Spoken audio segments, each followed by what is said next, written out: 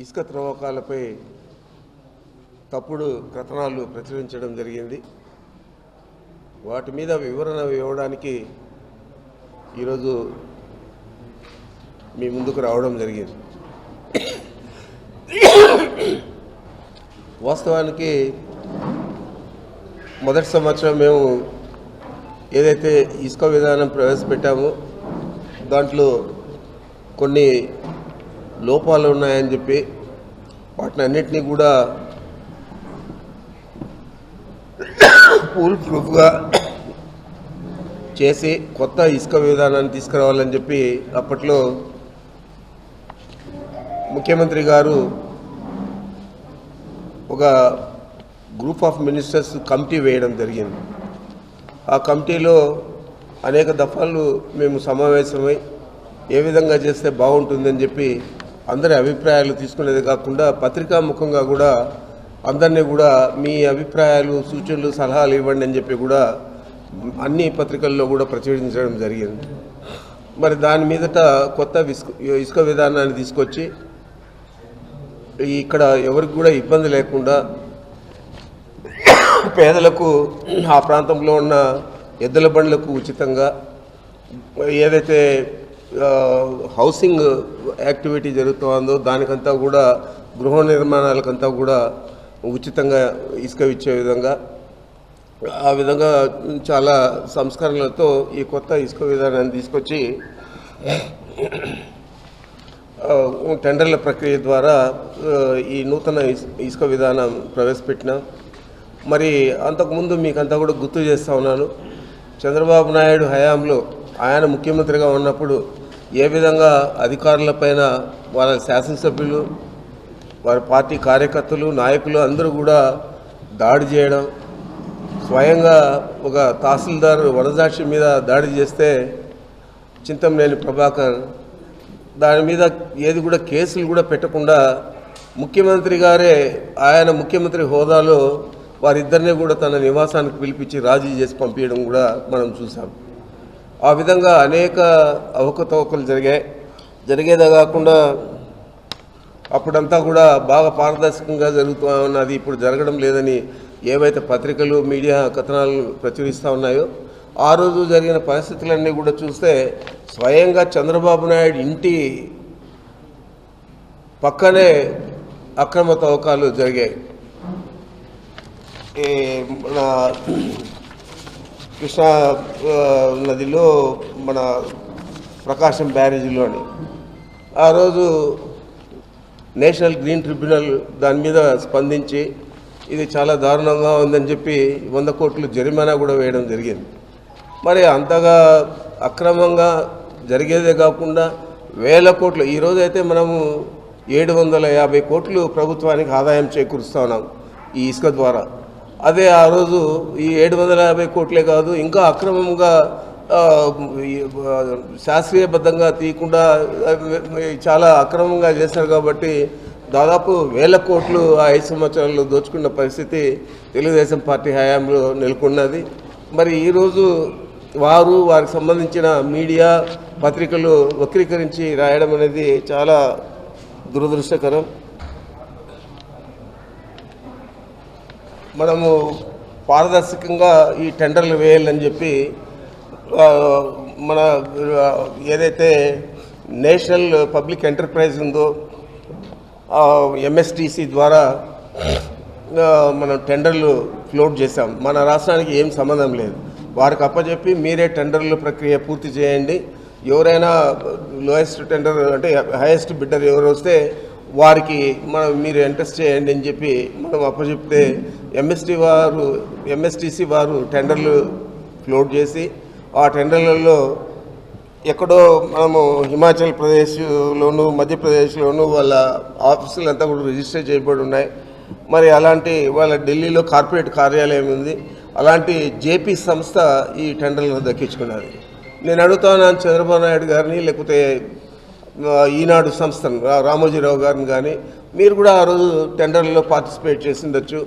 అది చాలా పారదర్శకంగా టెండర్లు జరిగిన విషయం కూడా పత్రికల్లో అంతా కూడా మీరు చూశారు. మీరు ఆ రోజు పార్టిసిపేట్ చేయకుండా ఎవరో పార్టిసిపేట్ చేస్తే వారు టెండర్లు దక్కించుకొని ఆ తర్వాత వారు సబ్ కాంట్రాక్టింగ్ అనేది మన రాష్ట్ర ప్రభుత్వం చేతిలో కానీ లేదా టెండర్లు ఫ్లోట్ చేసిన ఎంఎస్టీసీ చేతిలో కానీ ఉండదు. సబ్ కాంట్రాక్టింగ్ అనేది వాళ్ళకు అవకాశాన్ని బట్టి ఏ టెండర్ అయినా కూడా కోట్ చేసిన తర్వాత ఎవరికైనా సబ్ కాంట్రాక్ట్ ఇవ్వచ్చు. ఆ విధంగా వాళ్ళు ఈ టర్నికీ ఎంటర్ప్రైజెస్ అని చెప్పి చెన్నై వాళ్ళకి ఇచ్చారు. అది ప్రభుత్వానికి ఏ విధంగా సంబంధమో మరి ఒకసారి వాళ్ళు ఆలోచన చేయాలని చెప్పి నేను తెలియజేస్తా ఉన్నాను. దాదాపు వాళ్ళు జేపీ సంస్థ టెండర్ డాక్యుమెంట్ ఫ్లోట్ చేసినప్పుడు టెండర్ వేయడానికి ఈఎండి కింద ఎర్నెస్ట్ మనీ డిపాజిట్ కింద 120 కోట్లు వారు డిపాజిట్ చేయడం జరిగింది ప్రభుత్వానికి. మరి పారదర్శకంగా జరగకపోతే ప్రభుత్వం ఎప్పుడైనా కూడా ఆ టెండర్ను క్యాన్సిల్ చేయొచ్చు. ఏదైనా అవకతవకలు ఉంటే ఆ టెండర్ను క్యాన్సిల్ చేసేది కాకుండా ఎర్నెస్ట్ మనీ డిపాజిట్ను కూడా ఇది ప్రభుత్వమే దాన్ని వశపరచుకోవచ్చు. మరి ఇలాంటిది ఈరోజు చూస్తే ఒక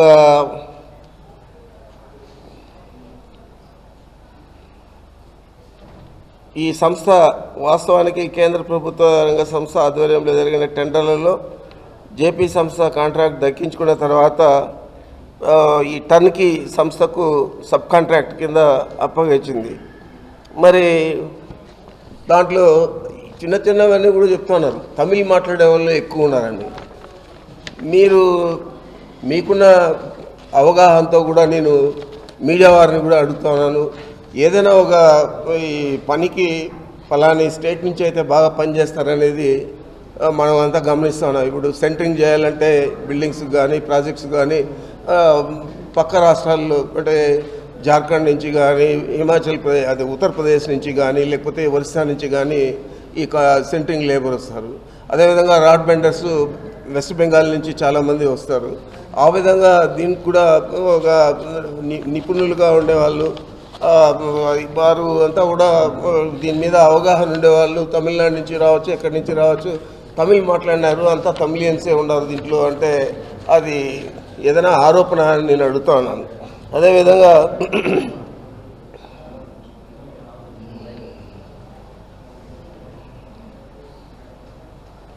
ఈ టర్న్కీ ఎంటర్ప్రైజెస్కి ఏదైతే ఇచ్చారో దాని మీద మనకు నియంత్రణ ఎందుకు ఉంటుంది? కేవలం ఆ కాంట్రాక్టర్కే ఉంటుంది. ఎందుకంటే 120 కోట్లు డిపాజిట్ ప్రభుత్వానికి చెల్లించాడు. ఏదైనా అవకతవకలు జరిగితే ప్రభుత్వం దాని మీద చర్యలు తీసుకుంటుంది. అలాంటిది మనకు వెసులుబాటు ఉంది కాబట్టి మనం దాని గురించి పట్టించుకోనక్కర్లేదు. కాకపోతే అక్కడ ఏది కూడా అవకతవకలు జరగకుండా కొత్తగా మనం స్పెషల్ ఎన్ఫోర్స్మెంట్ బ్యూరో అని ఒకదాన్ని తీసుకొచ్చాం, ఒక డిపార్ట్మెంట్ను. దానికి తోడు మన పోలీస్ శాఖ, రెవెన్యూ శాఖ, మైనింగ్ శాఖ, మైనింగ్లో కూడా విజిలెన్స్ విభాగం ఉంటుంది. వీళ్ళందరూ కూడా పనిచేస్తారు.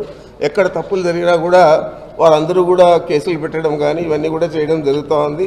దీనికి సంబంధించి ఒక టోల్ ఫ్రీ నెంబర్ కూడా ఇచ్చాం, 14500 అని చెప్పి. ఈ టోల్ ఫ్రీ నెంబర్ ద్వారా ఎవరు కంప్లైంట్ చేస్తే కూడా ఇమ్మీడియట్గా కేసులు రిజిస్టర్ జరుగుతుంది. దాదాపు 1000 కేసులు రిజిస్టర్ చేయడమే కాకుండా దాదాపు 1400 చిల్లర వాహనాలను కూడా దీని కింద సీజ్ చేయడం జరిగింది. ఇప్పుడు దాకా కూడా రిలీజ్ చేస్తూ ఉన్నాను. వే బ్రిడ్జిలు లేవని కూడా చెప్పారు. వే బ్రిడ్జిలు అనేటివి సీసీ కెమెరాలు, చెక్ పోస్టులు, దాదాపు 485 చెక్ పోస్టులు, వాటికి సీసీ కెమెరాలు, ఎక్కడ రీచ్ల దగ్గర అవసరమైన చోటంతా కూడా వే బ్రిడ్జిలు కూడా పెట్టడం జరిగింది. అది మొత్తం ఖర్చు కూడా ప్రభుత్వం APMDC Andhra Pradesh mineral development corporation ద్వారా ఖర్చు కూడా చేసి వీటన్నింటినీ కూడా ఏర్పాటు చేయడం జరిగింది. దీంట్లో కూడా వాస్తవాలు ఏం లేవు. మళ్ళీ అంతా నగదు లావాదేవీలే జరిగాయంటున్నారు. దాదాపు డిజిటల్ చెల్లింపులకు అంగీకరించడం లేదని కూడా చెప్పారు. మొత్తం కూడా ఆన్లైన్లో చెల్లిస్తేనే టోకెన్ జనరేట్ అవుతుంది, వే బిల్లు జనరేట్ అవుతుంది. వే బిల్ జనరేట్ అయితేనే బండి ఆ రీచ్ నుంచి కూడా బయట పోతుంది. మరి ఏదైనా తప్పులు జరిగింటే స్పెసిఫిక్గా వాళ్ళు చెప్తే వాటి మీద కూడా చర్యలు తీసుకుంటామని కూడా నేను తెలియజేస్తా ఉన్నాను. ఇంకా ఆరోపణ చేశారు ఇది బంగారు అయిపోయింది ఇసుక అని చెప్పి. మరి తెలుగుదేశం పీరియడ్లో బంగారు కాలేదా?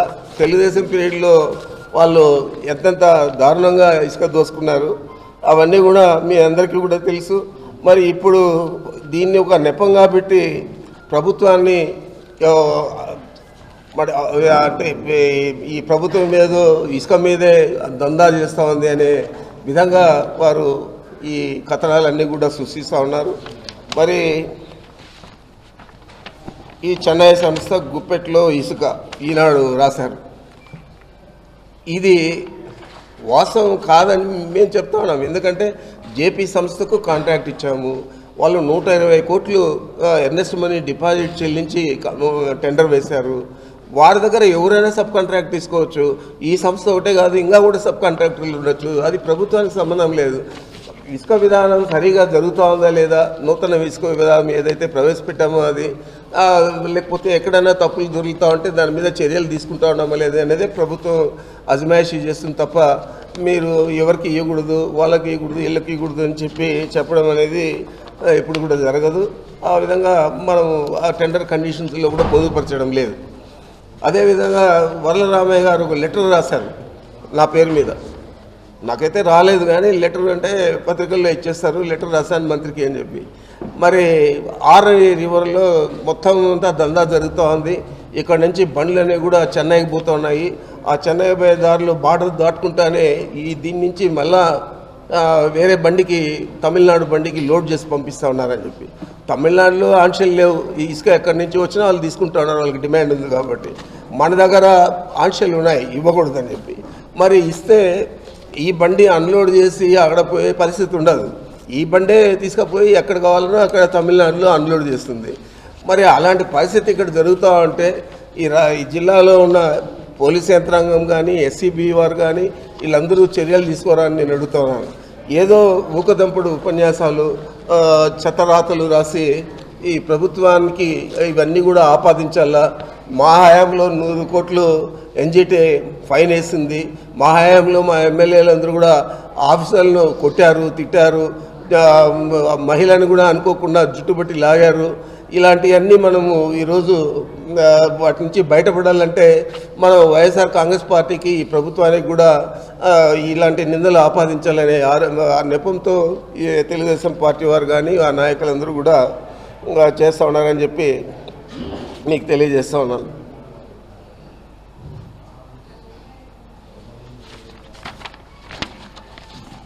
ఇదే కాకుండా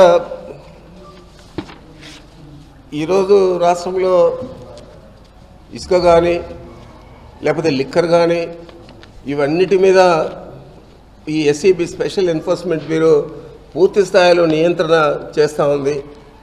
వారికి కావాల్సిన వాహనాలు కానీ, యంత్రాంగం కానీ, పోలీస్ పర్సనల్ కానీ పూర్తి స్థాయిలో ఈ ప్రభుత్వం సమకూర్చింది. మరి ఏదైనా ఆరోపణలు ఉంటే టోల్ ఫ్రీ నంబర్ ఇచ్చాము. ఆ నంబర్ ద్వారా మీరు తెలియజేయండి ప్రభుత్వానికి. తక్షణమే స్పందించకపోతే అప్పుడు మీకైనా తెలుస్తుంది. మీరు టెస్ట్ చేయాలని కూడా 14500కు మీరు చేస్తే టోల్ ఫ్రీ నంబర్కు నిజంగా పనిచేస్తూ ఉందా ప్రభుత్వ యంత్రాంగం లేదా అని మీకే తెలుస్తుంది. మరి ఇలాంటి ఆరోపణలన్నీ చేసి ఈ ప్రభుత్వానికి ఏదో ఒక రకంగా చెడ్డ పేరు తీసుకురావాలా ప్రజల్లో. ఈ ప్రజలంతా కూడా ఇసుక కోసం చాలా ఇబ్బంది పడిపోతూ ఉన్నారనే భావంతో వీళ్ళు మాట్లాడడం అనేది సరికాదు. తప్పనిసరిగా ఇలాంటి వక్రీకరణలు చేస్తూ ఉన్న పత్రికలకు కానీ వాటి యజమాన్యానికి కానీ నేను ఒకటే చెప్పదలుచుకున్నాను. మీరు గతంలో ఏం జరిగింది ఒకసారి పునరాలోచించండి. మరి ఈరోజు ఏం జరుగుతూ ఉందో ఆ తర్వాత మీరు మాట్లాడితే సబబుగా ఉంటుంది. కానీ అవాస్తవాలన్నీ కూడా మీరు ప్రజలకు ఏదో జరిగిపోతుందని చెప్పే విధంగా రాయడం అనేది, చూపించడం అనేది మంచి పద్ధతి కాదని చెప్పి నేను తెలియజేస్తా ఉన్నాను.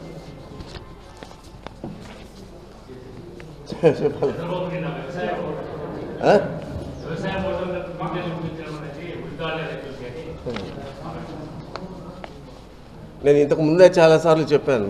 నేను ఈ ఎనర్జీ శాఖను తీసుకున్న తర్వాత 2 పర్యాయాలు పత్రికాముఖంగా మీడియా ముందు చెప్పడం జరిగింది. వ్యవసాయ మోటార్లు మన రాష్ట్రంలో 18 లక్షలు ఉన్నాయి. శ్రీకాకుళంలో 28,000 రైతు మోటార్లు ఉన్నాయి. వాటికి ఇప్పటికే పైలట్ ప్రాజెక్ట్ కింద వాటికి అన్నిటికీ కూడా మీటర్లు బిగించడం జరిగింది. అక్కడ ఎంత విద్యుత్ వినియోగిస్తూ ఉన్నాం అనేది మా వాళ్ళందరూ కూడా 2-3 సార్లు అంతా కూడా తీసిన తర్వాత దాదాపు 33.15% మనం ఇచ్చే సబ్సిడీ అదనంగా ఇస్తూ ఉన్నాం. అంటే మీటర్లు బిగిస్తే 33.15% శ్రీకాకుళంలో ఏదైతే మనం సేవింగ్ చేస్తూ ఉన్నామో ఆ విధంగా మా అంచనా ప్రకారం మిగతా ఈ జిల్లాలలో కూడా ఈ 18 లక్షల మోటార్లకు మీటర్లు బిగిస్తే మనం 10,000 కోట్లు ఒక సంవత్సరంలో సబ్సిడీ కింద రైతులకు ఇస్తూ ఉన్నాం.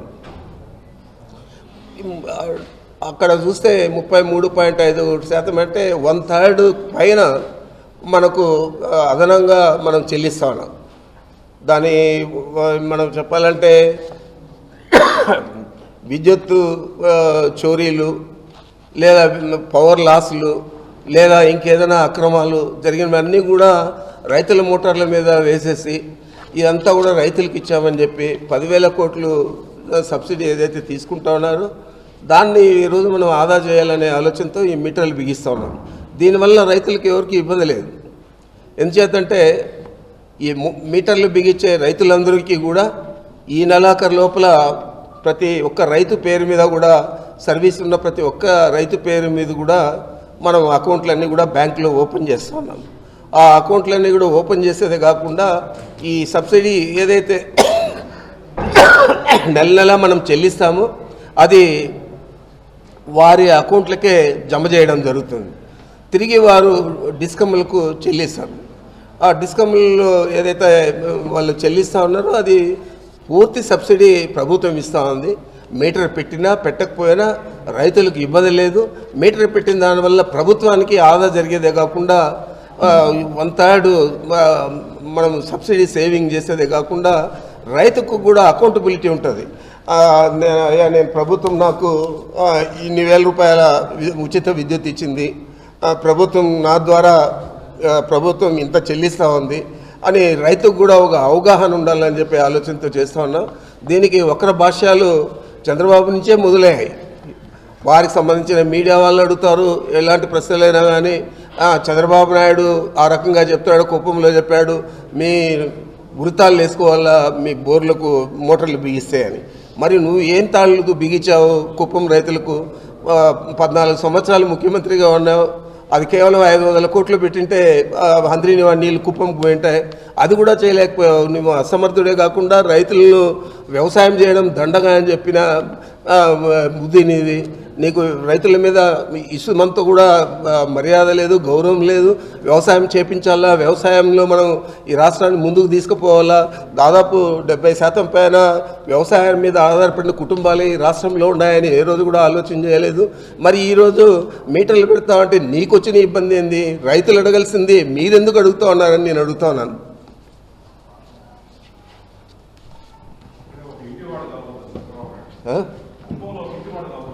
నిన్న చెప్పాడు కదా మా ముఖ్యమంత్రి గారు చెప్పారు ముమ్మడివరంలో.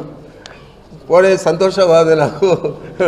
చంద్రబాబు నాయుడు కనీసం నా వల్ల అయినా కానీ 35 సంవత్సరాల తర్వాత కుప్పంలో ఇల్లు కడుతూ ఉన్నాడు. అంతకుముందు పాపం ఆయనకు అడ్రస్ కూడా లేదు, R&B గెస్ట్ హౌస్ తప్పితే అని చెప్పి.